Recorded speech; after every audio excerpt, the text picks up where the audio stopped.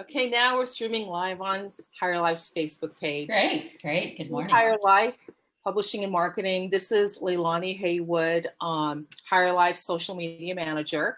And I am introducing you today to Alisa Jordheim, author of Made in the U.S.A, The Sex Trafficking of American Children.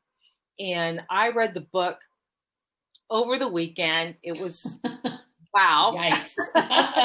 Yeah.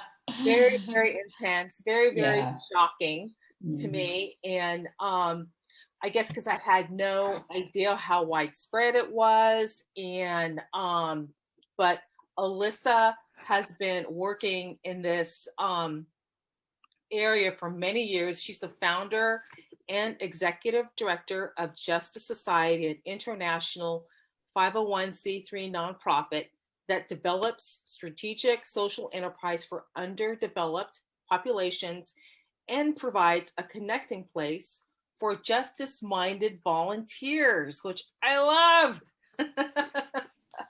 I love what you're doing, Alisa. Great. So great. Tell us more about yourself and why you wrote the book. Yeah, well, why I wrote the book. Well, for myself, this adventure started probably about maybe 10 years ago.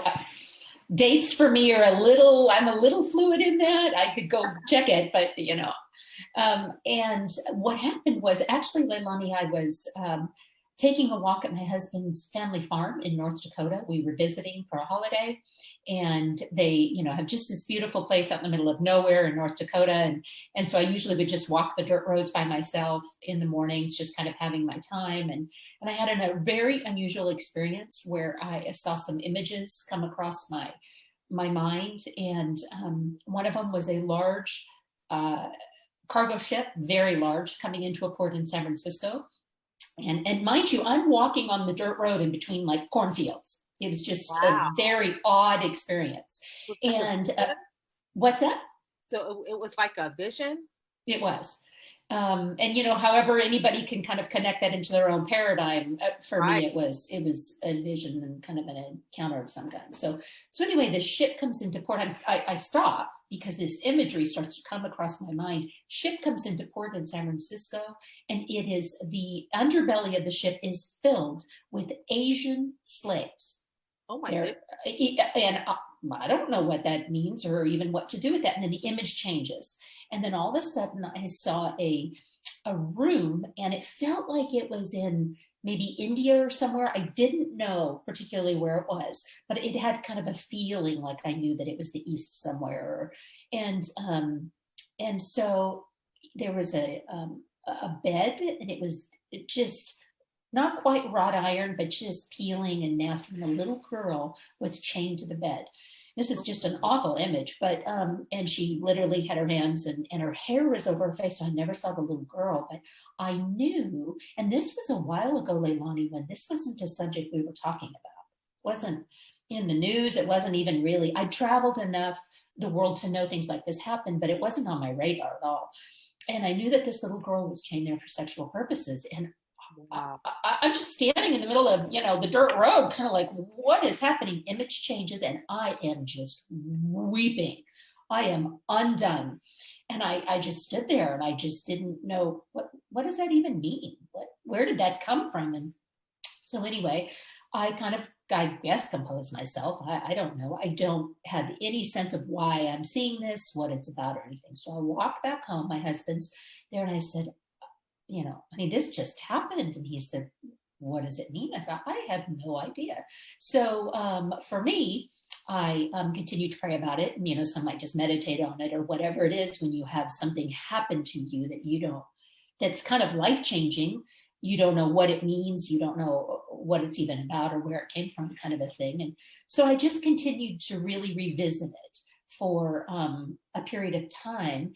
And I just wasn't getting any understanding what to do with it. So to be honest with you, Leilani, I shelved it for about a little over a year. I said, this is significant. This means something very purposeful, because I could feel it in the very fiber of my being, but I'm not getting any understanding around it. I'm just gonna kind of put it up there, back there. And I know I know that I know I've walked life long enough to know, right, that I'm going to get some understanding around this. So it was about a year later, a little over a year, and it started to stir back in me. And I thought, I have to do some, I kind of have to find it. It's coming off the shelf, kind of naturally coming off the shelf. So I began to Google. I just was like, I need to research this now. So I started Googling it, found the subject, and there was, kind of hit or miss stuff, not a lot.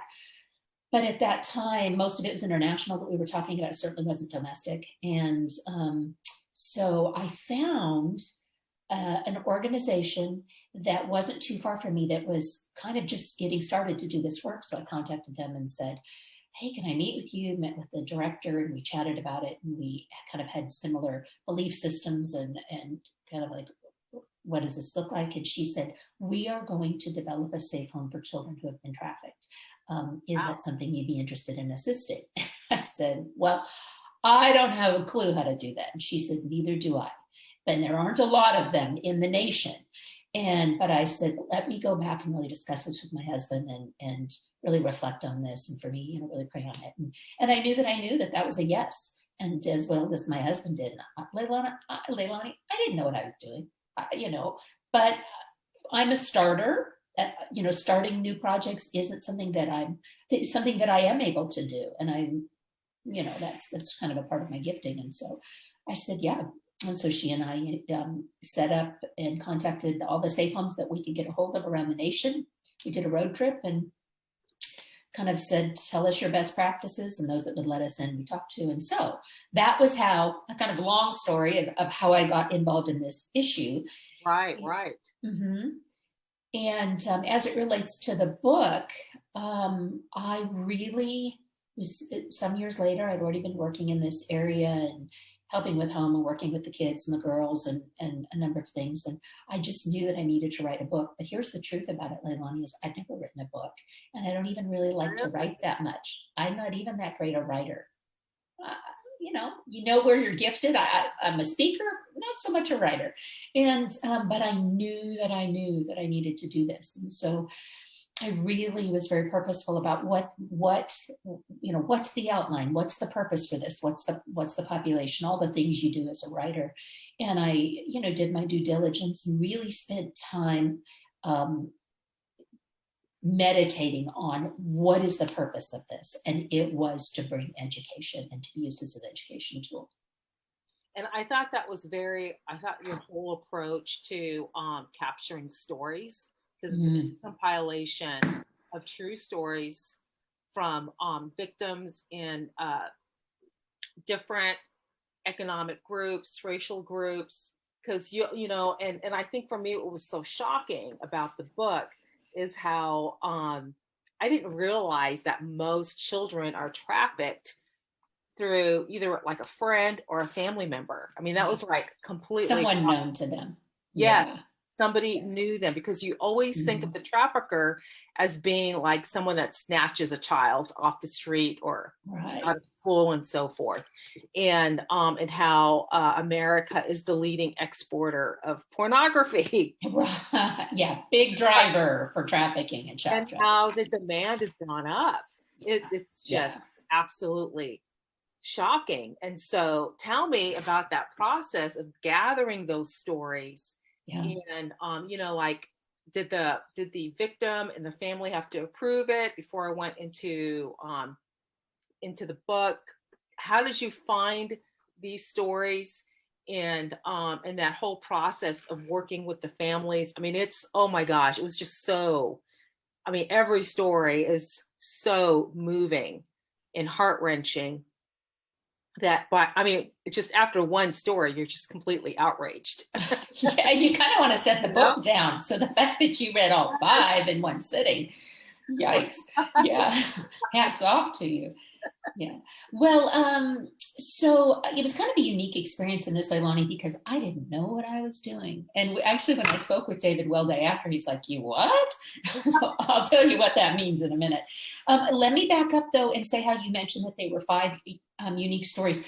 What I did in the book, very purposeful, was each story was a depiction of a different trafficking approach the trafficker uses. One was a family member, one was a friend at school, another one was a boyfriend who was turned into a pimp. The different ways, the tactics that traffickers use to lure kids. That was why there were 5 different stories, because they all depicted a different way a child would be lured into this or taken in. So as I was getting ready to do the book, I thought, all right, I'm going to research, how do you write a book? What's this look like? Kind of what's the formatting? And I realized that story is the most important, and that because they were going to be 5 unique stories, I had to find adults, because I didn't want to interview a minor. Right. It's too traumatizing. Yeah, it had to be somebody who was an adult, who was at a point in their healing or their restoration that this would be a blessing to them and not re-traumatize them, which is a part of their decision. But I also have a responsibility in that, because somebody who's been trafficked tends to, if they're not in a healed place, they tend to want to appease or say yes a lot, because that's how they've learned to cope. So you really have to be I had to be responsible in that arena. So with these 5 unique stories, I reached out to all of my connections and I said, this is what I'm doing. This is what I'm looking for. I'm looking for an adult who was trafficked as a child in any of these 5 ways, someone that or you believe is healed enough that I can even start the conversation, and that it would be something that they would be benefited from doing. And so I have a lot of connections nationally and internationally. And so that's how it started. And I said, there has to be credibility to this story. I have to be able to confirm it. And so that was very helpful, having this network of people who I trusted. I didn't just blanket everybody. It was my trusted inner circle that I said, okay, how do we do this? So that was the beginning of finding the 5 people. I did have a difficult time finding a male. The 4 young females, it wasn't an issue. And so I did a little bit more reaching out where I wasn't quite as sure with the connection, but did some pretty extensive interviewing to find out where I believed Rich said, yes, I really want to do this. And he seemed to be in a good place. So that was how I found the 5. Anything else you want to ask, or do you want me to just kind of continue going on the narrative you asked about? How did you get what was the process of approvals of getting, did the family have to, or was it just the victim? Yeah, got it. Now, mind you, these are all adults. Okay. Now, so they can sign on their own. So what I did was I actually contacted a lawyer and drafted contracts. And that was very important for several reasons. One, I wanted to protect myself as an author, for rights to use their story, and also to protect them, Leilani, because this is their story. This is a unique, I did not want to own their story. They did not need one more person stealing one more thing from them. They'd already been victimized. So it was very much this is what we will do with it. Proceeds for this amount of time will go to nonprofits working in this arena. I am not making a profit off of this. You will not make a profit off of this. This is how we're going to do this. And it'll all go to nonprofits that are working this arena. And so then we also talked about book rights, film rights, all of those different pieces. And so met with them and had each one sign off. Now, one of the young ladies was an adult, but she also had a little bit of a developmental delay. I remember that. Yes. And so in that case, I included her mother in the entire process. And very purposefully, because I didn't want her to feel, nor her family to feel, she was being taken advantage of. Or was I, and not even quite aware how much this girl, young lady was able to consent on her own. So that was wonderful. So we really spent good time in the beginning setting it up. And then during the interviews, what I did was I went and did, anywhere from 3 to 5 hour interview with each of the survivors. Sat and we just sat and had coffee at my house with some of them. I flew and just had time with others and really went through, just tell me your story. And like you said, Leilani, there's so much more than even we put in the book. There's stories, how they got there and where they are now and what that looks like, and just building relationship. They didn't need somebody just coming in to just tell me your story. I want to take that from you. And then, but how are you? Where are you in this? And so I've kept a lot of those relationships, which have been really beautiful. But that was the process. And then with the young woman whose mother was part of that, she was there for the entire interview as well. Yeah, so that was the initial part of getting their story, but there's lots more to the book process. Mm-hmm. Well, I probably would have been like sobbing. Leilani, there were times when we literally were just sobbing. In fact, one of the young ladies said, this is the first time I've ever shared my story. And we're just on my couch, just, yeah. Right. Mm-hmm. What a project. Yeah. And so, you know, because I guess the one with the victim that had a disability kind of hit home for me, because I have a daughter, you know, an adult daughter with a mental disability. And so, yeah, my husband are like super, super protective of, you know, like, as was that mom. She was very protective. Yes. She was a champion. And how she went after the FBI to get them to push her up as a priority, investigating. So she was an amazing advocate. And but it's like, it's interesting how in these different stories, you know, and like one of the common denominators in a couple of the stories was how the parents were either MIA or they you know, they were like in distress. And so it's like their parents weren't immediately available to them. And so, and for teachers and other adults in their life, you know, how can a teacher, if a teacher, or like, first of all, what are the signs that a child could be, you know, at risk of being trafficked, or they are being trafficked? And what can a teacher or an adult who spots these signs, what can they do? Yeah, well, it's, can I share a little more story to answer your question as well as answer? Okay. All right. So I was doing this teaching in the Dallas-Fort Worth area, and this was, I don't know, you know, 7, 8 years ago, I'm not sure. Anyway, and so it was for teachers of what could be the signs that you can look for, what are some of the indicators, and I'll answer that question after this. And one of the gals was one of the counselors. And she thought, I won't see any of these kids. You know, at her own admission, I probably won't see these kids, but I have to be here, so here I am. The next day, she calls me up and she said, Alisa, I was just at your training yesterday. I'm sitting in my counseling office.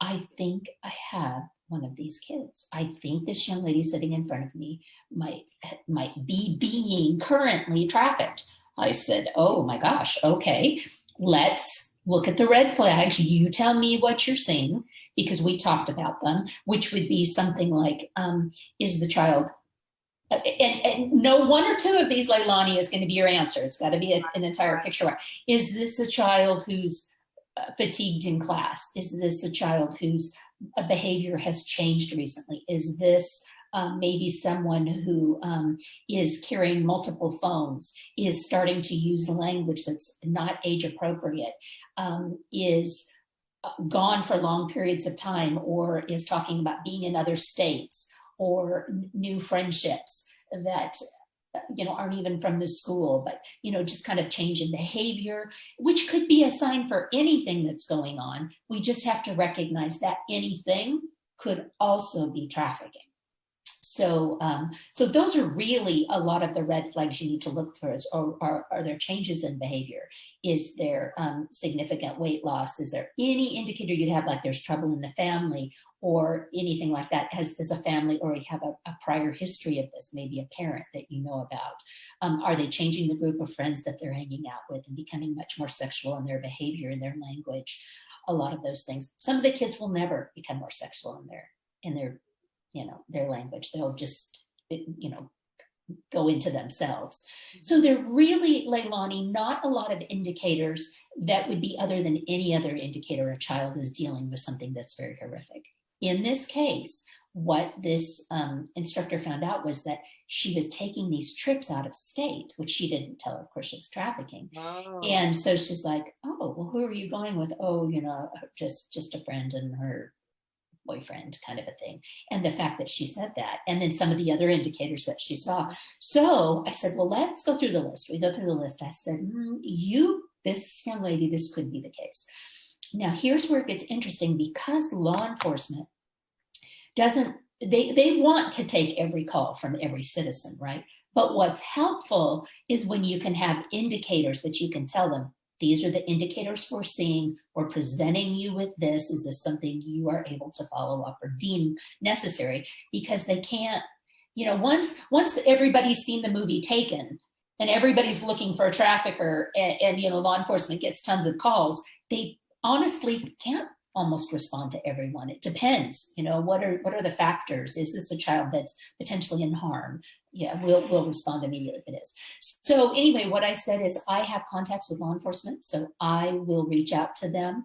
And it was the anti-trafficking department in Dallas County. I gave him all of the indicators, and I said, this is a school counselor. He contacted her immediately. This child was being trafficked across state lines for almost a year. Oh my goodness. Oh my gosh, Leilani. We were all like, oh my gosh.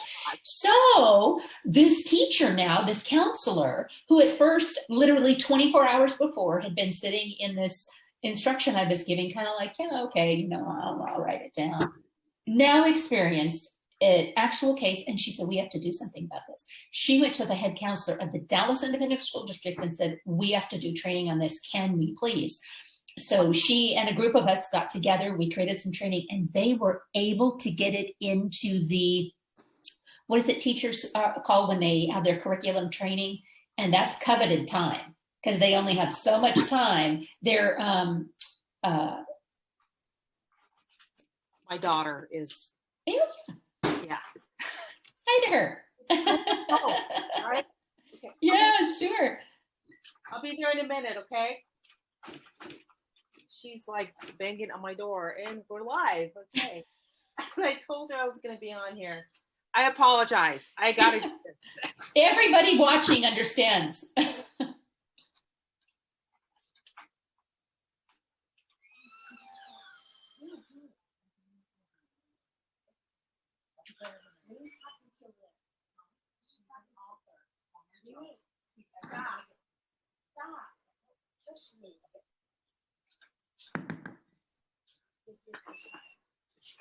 Okay, great.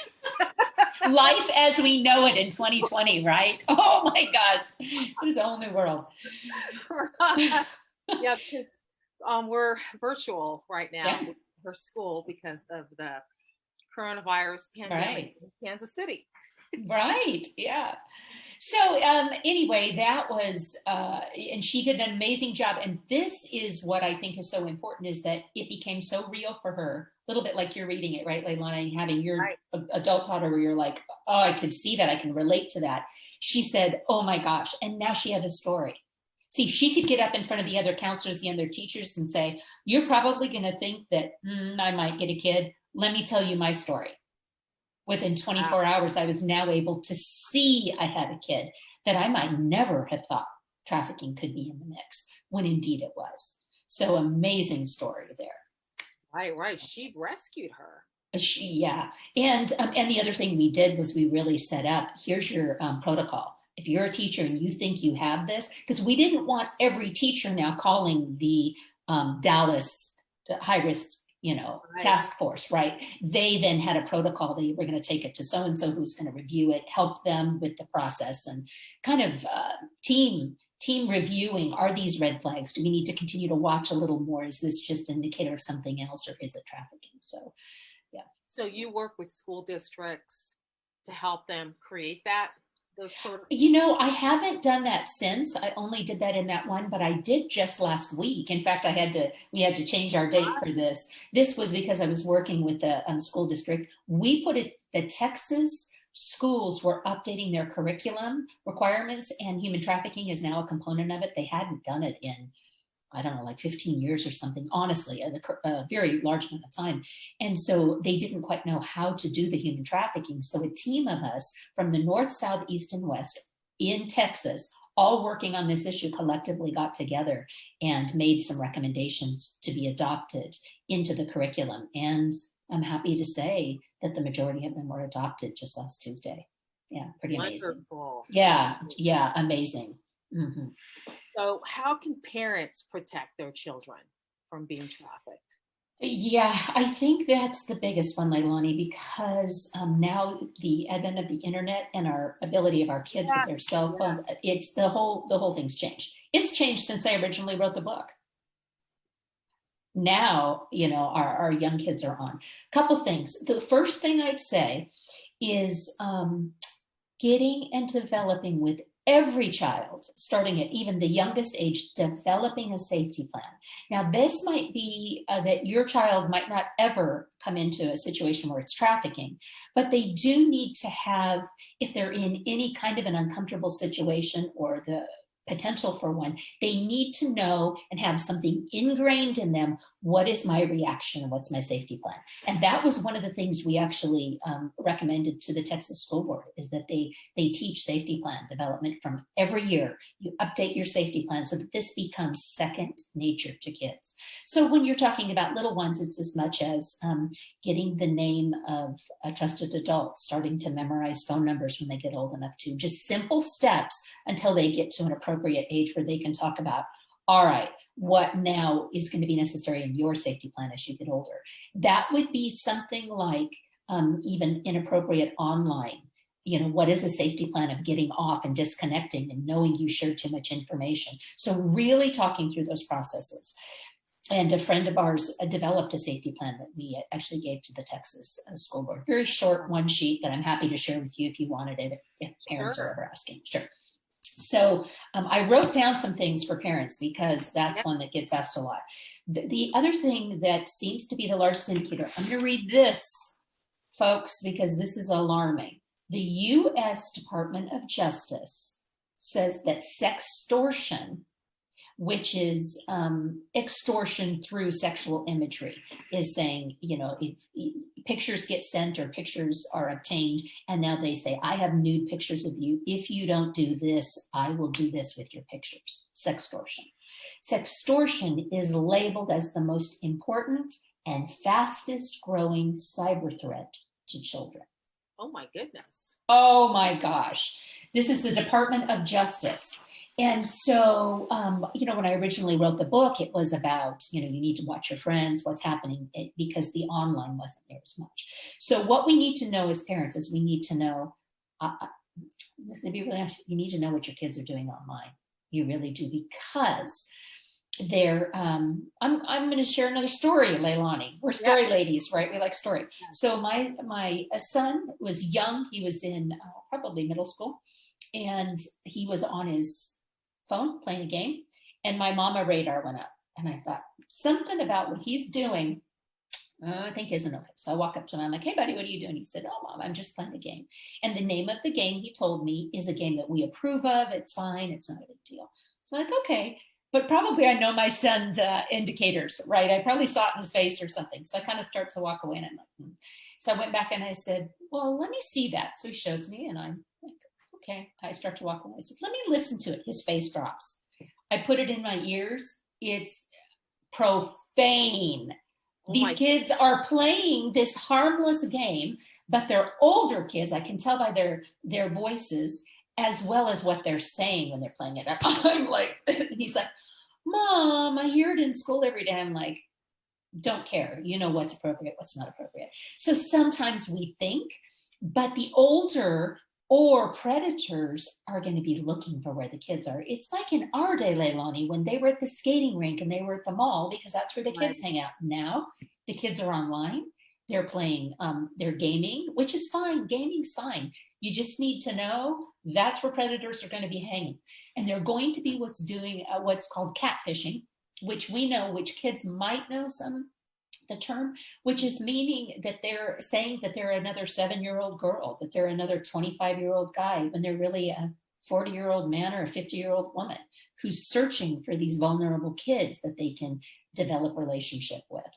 And so that's where we need to have conversations with our kids, that we need to say now, you need to understand, son, daughter, whatever it is, that who they say they are might not at all be who they are. Maybe sharing some stories about what's that look like. Even if it's everyone, all your friends are doing that, it needs to be a group where it's just your friends that we approve of and not outside people unless we look and we approve. And unfortunately, that's really the best way we can protect our children, Leilani, is a little bit of helicopter, but it's because of the internet. And it's not because our kids are necessarily pulling bad content initially. Right. It's being pushed into them. Yeah, because I'm shocked. I have my daughter that is 8, I have an 18-year-old daughter and 25, 22-year-old sons. And so our policy was, if we're paying for your smartphones and we're paying for the service, it's our service, right? So yeah, it's great, smart. And would check their friend list or friend requests occasionally. And I was shocked by how many were like porn. I mean, it was like pornographic accounts that wanted to be friends with my 13-year-old son, Yeah, right. And so, but my sons being sons, I guess being boys, they weren't as involved on social media. I mean, as far as I know, that being the key, right? what do we really know? Yeah. Right. But so I would give them a heads up, or I would just like go into their account. Mom's checking.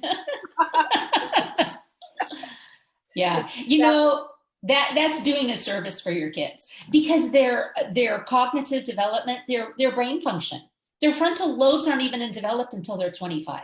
So if we think our children can give consent to this stuff, I think we've missed a little bit, because yes, there is a measure of consent, but when we're talking about real consent with an adult who's now going to manipulate, listen to all the words your son's saying to then sound like his age and common interests, your son's not consenting to that relationship. He doesn't really even have the tools to come against that or to really understand what it is that's happening. Right. It's like a social engineering attack. Yes. Yeah. On our children that we need to protect them from. We need to be diligent protectors in this day and age. It's just different. It's not about, I want you home by dark, go ride your bike, just stay in that big area. It's just a different world now. Yeah. And the other thing we have to know about are ghost apps, Leilani, which are, not all children are going to do this, but if some, which means it might look like a calculator, but it's actually where they're sending pictures back and forth. I read that. Yeah. Ghost apps. Yeah. And so, if you're a parent or a teacher or anyone that works with children, I highly, highly recommend buying this book, Made in America, The Sex Trafficking of America's Children or American Children, and reach out to Alisa Jordheim at Justice Society. She is on Facebook, Instagram, and reach out and learn about this area so we can protect our children, even if you don't have children, right? If you're an uncle, grandma, grandpa, caregiver, there's children in your neighborhood, I think everybody should read this book. And I think that's right. I think what happened for me was I started recognizing situations even when I was at a hotel one time. And I thought, and I don't know if we're kind of wrapping up, Leilani, or you'd like me to tell that story. You want that story? Yeah.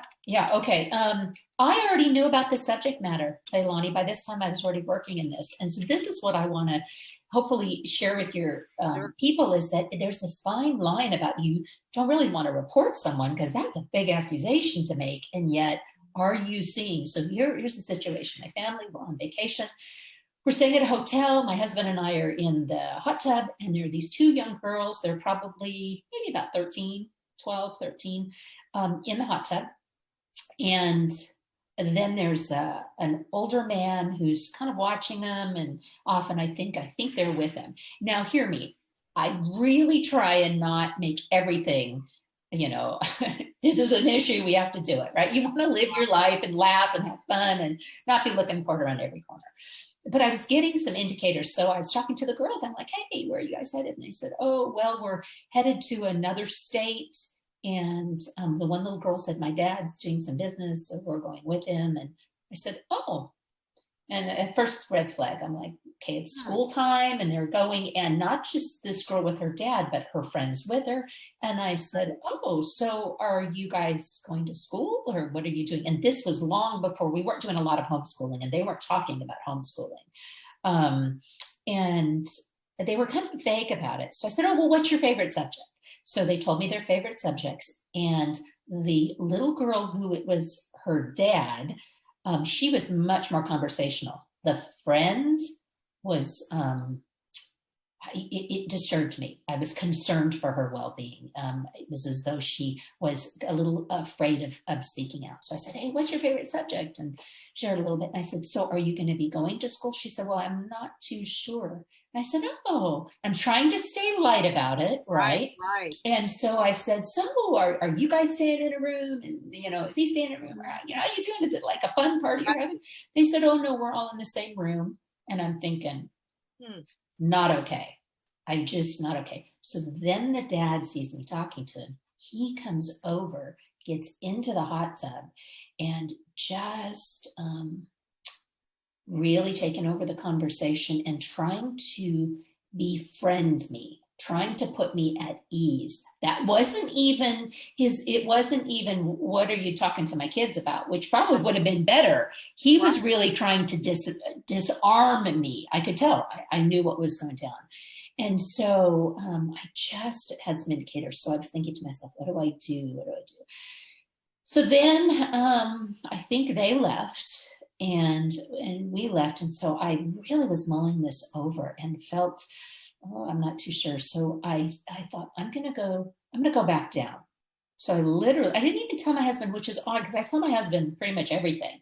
But I walked back down and I see, and I'm looking kind of for them. And I see this little girl who's gone to get a drink of water down at the pool area. And I walk up to her and I said, honey, do you feel safe? And she kind of looked at me and she said, yeah, I feel safe. I'm fine. Right. And I'm like, are you sure? Because I can help you, if you don't feel safe. She said, yeah. And then kind of walked away and I walked off. Leilani, I didn't do anything else. I will never forget this. A child is going to say that. She doesn't feel like she can tell me probably that she's not safe because he's somewhere around if there's really something going on.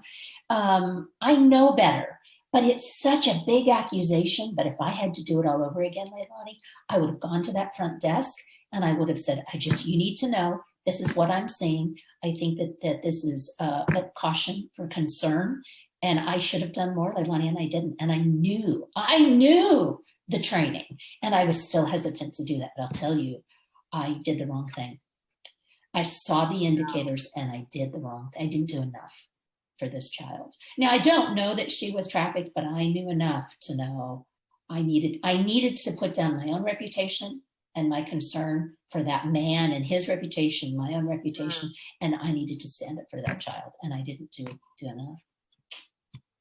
Wow. Yeah. So you know what? Err on the other side. I erred on the wrong side. Don't do what I did because I will never forget that.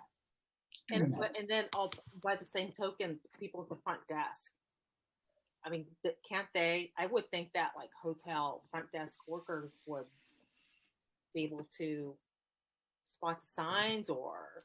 Well, yes and no. Hotels are they're being educated in this, but a lot of the lower income hotels, some of them are complicit. Just I have enough story, not all, of course. Sure. And if they're not, it's the same thing. Are they going to want to report to the police one of their, one of their residents, someone staying there?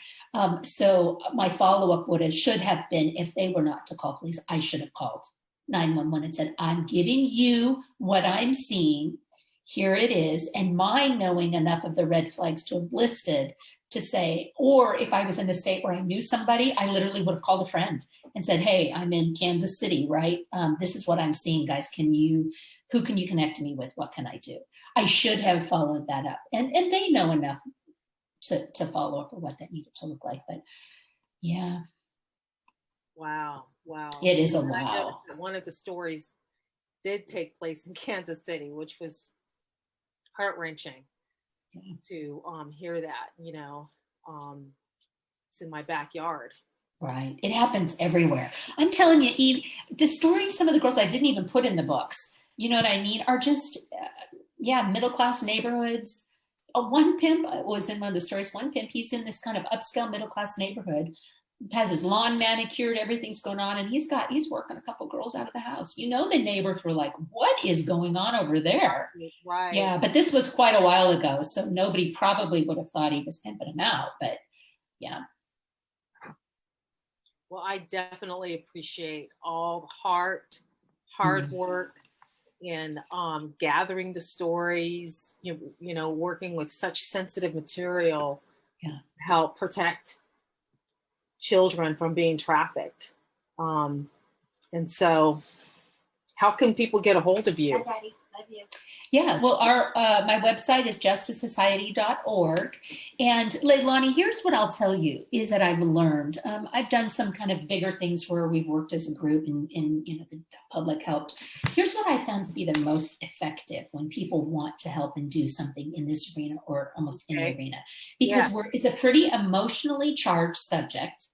So I've done lots and lots of training where we work with girls, and I trained up mentors and working, women working with girls, and we get them together. And a lot of people want to help, but you need to know what at this time in your life is the best thing, the way you can help. So what I say now, and especially when I'm speaking at universities, because everybody wants to help, right? This is really an issue that our kids are connecting to and love that. But if I have a vision and you connect to that vision, you might connect to it for a little while, but probably won't carry you unless you're really called to do this work. But what will carry you is, what are you currently passionate about? Are you an artist and do you love art? Are you a mom at home and you have 5 minutes a week to give to this? Are you somebody who is a fundraiser and that's your thing? You want to do that. Are you a writer? Are you, what is it you love to do? Are you a blogger? Take that and then take this issue and incorporate it into it. That's the way you can be the most effective. There's longevity for it in you because you're already passionate about what it is you're doing. You probably already have a sphere of influence in that arena so that you can bring recognition of this issue. And if you're a mom who's working at home and you can make jewelry with your kids and then send it to a nonprofit that can sell it, that's a beautiful way to do it. If you're a parent who is fostering kids, that is the greatest anti-trafficking, I think, that is happening on the planet, is fostering kids in homes. And that's the greatest anti-trafficking work I know of. These are the highest vulnerable kids, and you're giving them safety and love. So I always say, you're welcome to connect with me, and I'll kind of process through what you might do and connect you with organizations that I know doing work. But what is it that you're passionate about? Take that and incorporate this into it in some way. Wonderful. Yeah. Well, I appreciate you taking the time out. Yeah, my pleasure. To talk to us about your book and about your work. And we hope that you have a wonderful, wonderful Thanksgiving. You too, Leilani. You and all your kids. You too. So Thank you for visiting with us. And reach out, justicesociety.org. Very good. Bye now. Bye. Thanks, Leilani. Thank you.